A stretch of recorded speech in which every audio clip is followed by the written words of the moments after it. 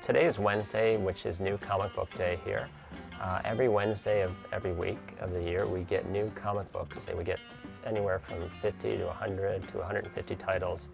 My name is Eric Kersimer. I'm the owner of Chicago Comics. We've been in business for almost 17 years now.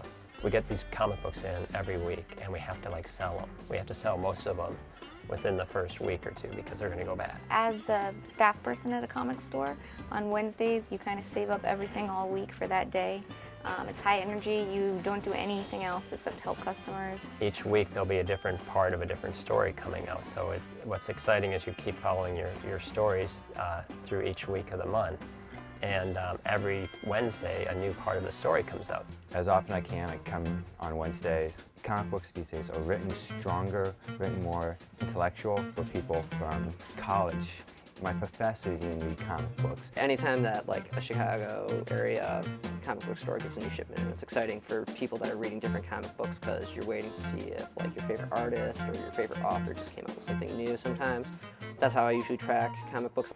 Most of the time on the Wednesday when the exciting books come out, you have to wait till the next week to talk about it because everyone's coming to buy them. They haven't read them yet. I would compare it to the new DVDs coming out because everybody knows they come out on Tuesday at each store, and it's kind of the same thing because it's the new comic books that come out on Wednesday. It doesn't have to be like Shakespeare, but as long as it makes sense and goes along, it's fun to read, it's a page turner, that's what I'm looking for. Because they look at certain things, what's happening that's reflecting the world today.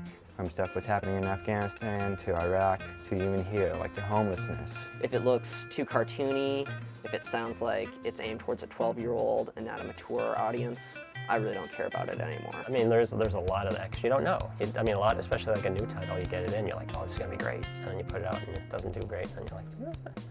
And you're like, cut my orders on the next one. And sometimes it's unfortunate, but it happens. A really good series gets ruined because they change authors or writers or whoever it is that they've got working on the project.